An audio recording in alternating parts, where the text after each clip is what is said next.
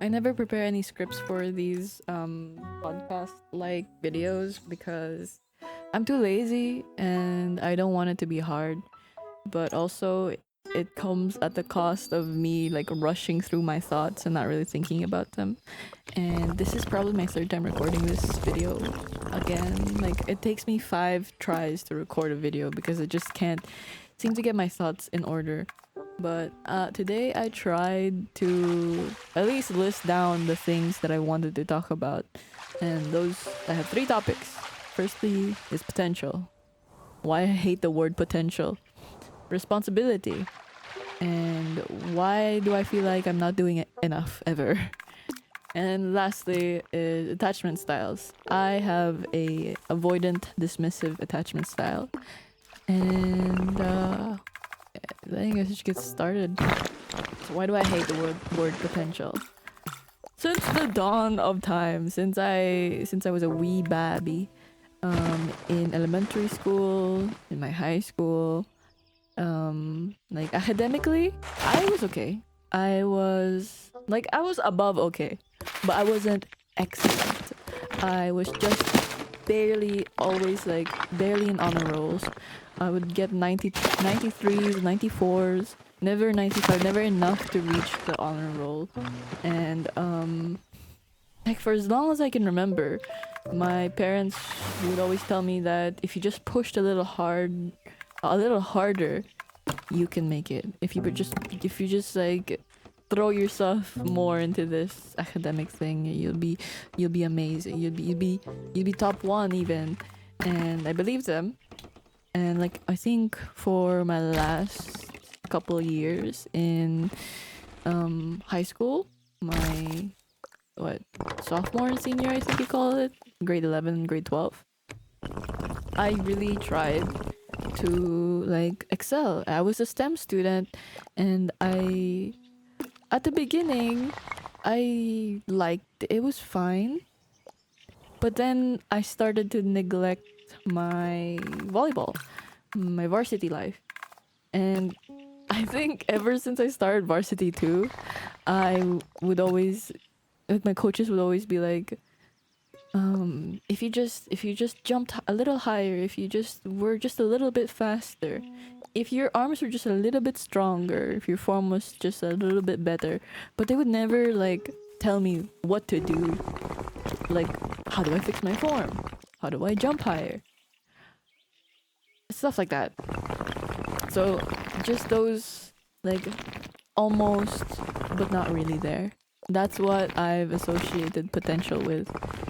So like anyways, when I was in high school, in my senior year, I guess senior year was also like pandemic, but like grade 10, 11, those were the worst years for my varsity. I feel like my varsity life.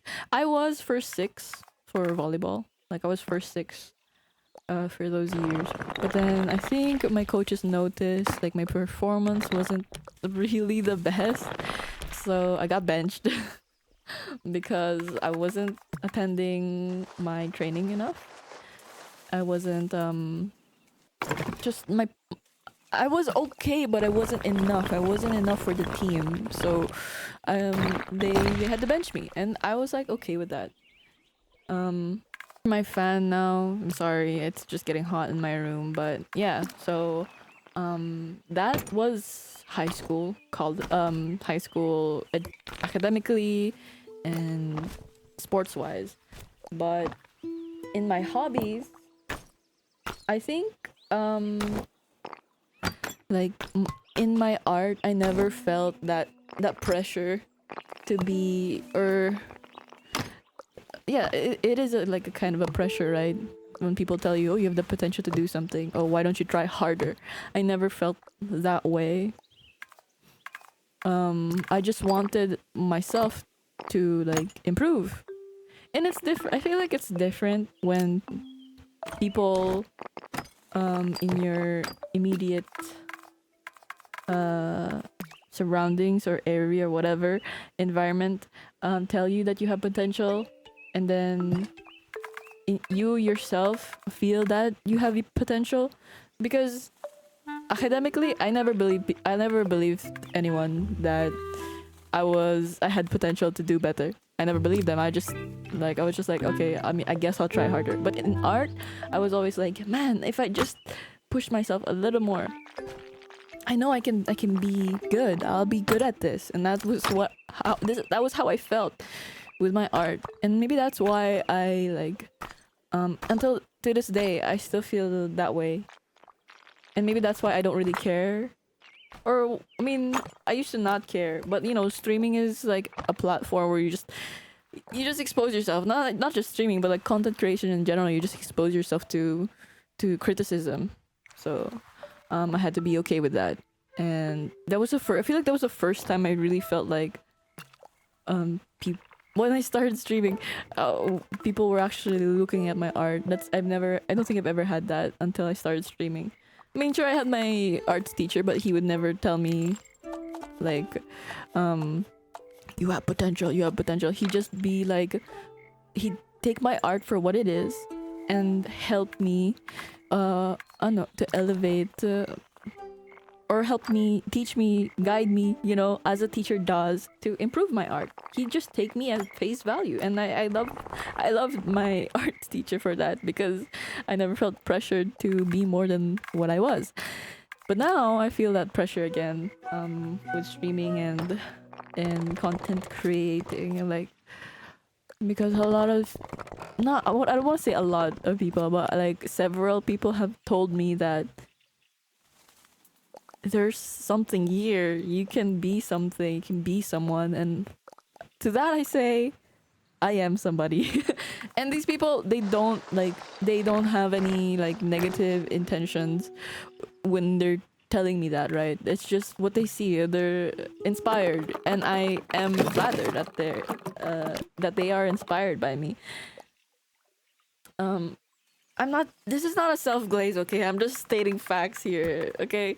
I'm sorry if that's how it comes off, but anyways, I'm gonna go off into a tangent. But yeah, so when people tell me, like people in my streaming circle of friends or like people I know, that they see potential in me, I get whiplash to back in high school, to that.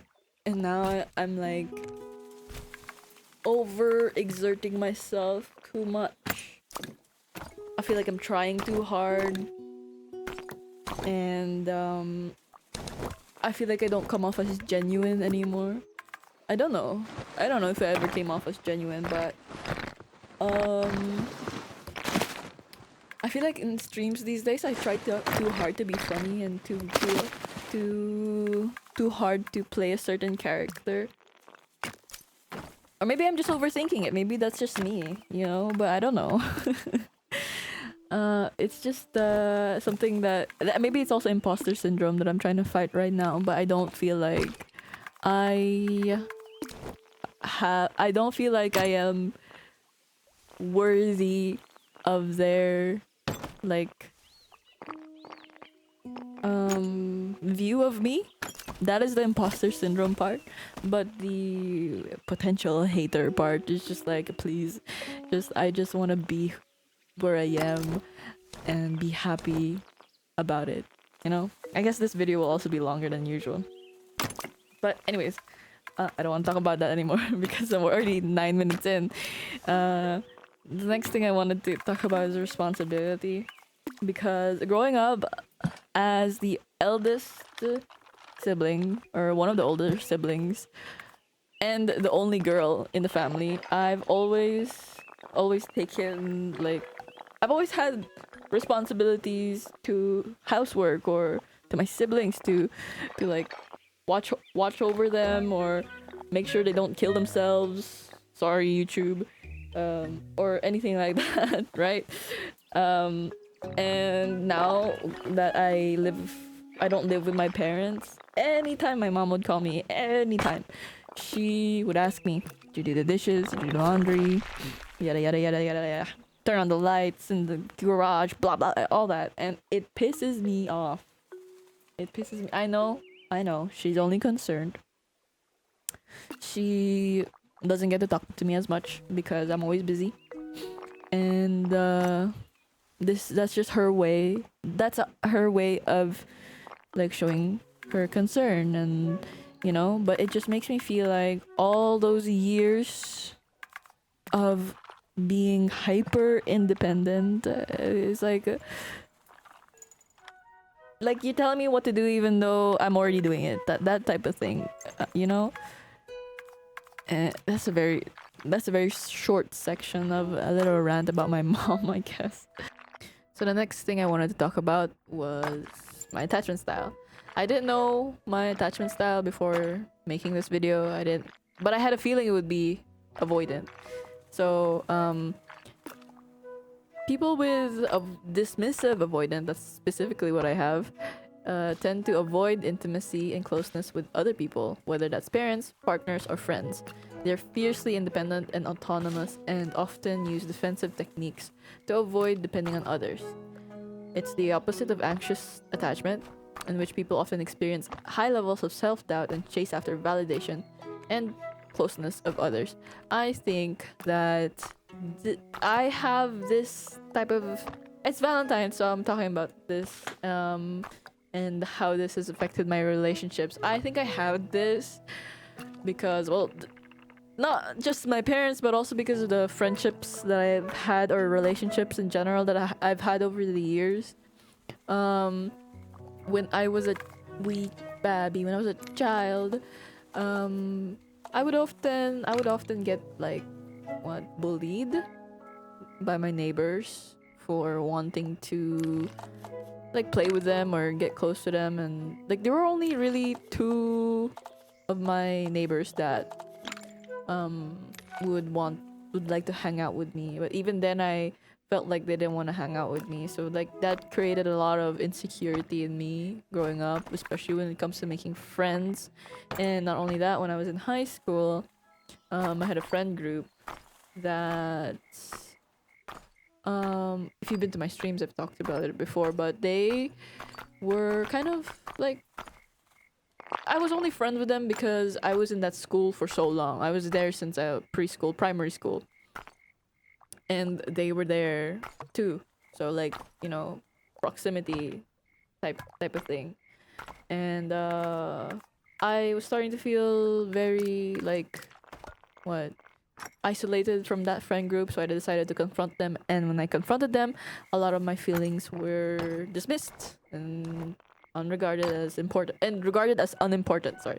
So that's why I have this now, because growing up, I felt like my problems, or like whenever I felt a certain way about when someone did something to me, it was wrong. It's not real. You're schizophrenic. You're imagining things, that type of thing. That's but because I have this type of avoidant attachment, I tend to like build a lot of resentment towards other people. And eventually I'll blow up at them and I'll get mad at them. It's not even that I yell at them. It can be like I ignore them. I like just give them a cold shoulder and like just never talk to them again. It could be like that. And this has been something I've been struggling with, and I just feel like I haven't, in like terms of romantic relationships, I haven't met the person who will reassure me that my problems aren't fake, or like that I am making it up, like not like gaslighting me or anything. That sounds really bad. But I don't think I haven't met a person like that romantic wise, or whatever the word for it is. And I get really anxious, I guess is the word for it, or like I just don't want to, like, even with my friends, I don't like talking about my problems with my friends. If you've ever like chatted me or asked me about how I was doing when I wasn't having a good day, um I would be very hesitant to open up to you, and I would probably say something along the lines of, "Oh, I'm just upset over something, but I'm not really sure what it is." Most of the time, that's true. I'm not really sure why I'm upset most of the time, but also like 99% of the time, it's just me not wanting to open up to the other person because I guess a part of me feels like I wouldn't be reassured either way by what they tell me. Oh shit. But let me scroll through this article by Healthline. Traits of a dismissive avoidant attachment style. Has a negative view of relationships. Acts distant and cold toward family or friends. Refuse to become emotionally close to others. Withdraw from relationships that are too intimate. Seek out control and autonomy in situations. Use defensive strategies to avoid. Okay, this is really calling me out here. First of all, I don't have a negative view of relationships. I'm a very open person. I'm very open to making friends. I'm very open now to be in romantic relationships. I just hesitate to do it because I feel like I'm afraid of opening up to people, and I don't want, like, this the list says, my autonomy to be threatened, because if it's just me, I can control my emotions, right? I can't control what other people feel about how other people feel about me, and sometimes that drives me crazy. I'm not really crazy, but that um makes me feel a bit uncomfortable, if that's the right term. Like, not knowing how someone would react to what I do or something like that. Uh, engage in distancing behavior with others. I definitely do that when I get upset at someone. But recently, I've been trying to just straight up tell people when I'm upset at them. It's not really been working too much because I don't want the other person to know I'm upset at them, because I don't want them to get upset that I'm upset, you know? So that's the main reason why I don't open up about my problems, I guess. I just went in a whole fucking circle trying to explain that. Engage in only casual or short relationships. I wouldn't say that. The relationships that most of the relationships that I have right now are like long-term friends. And I hope that the new friends that I'm making will, like, hear me out if I have a problem with them. That's just, well, that's future me to worry about. Keep their activities and plans private from others. I don't really keep them private. I love yapping about my plans and stuff, but sometimes, specifically when I'm upset, I tend to just, like, fold into myself and not want to talk about my anything. I just go mute.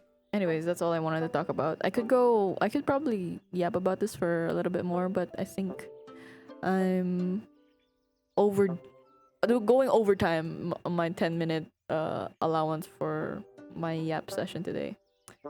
I hope you enjoyed the video. Sorry, the bit rate is a bit shit. I didn't know. I don't record videos. I don't record gameplay videos. I stream it. I don't record it. But yeah, I'll see you next week, or maybe 3 weeks from now. I don't know. Who knows? Bye.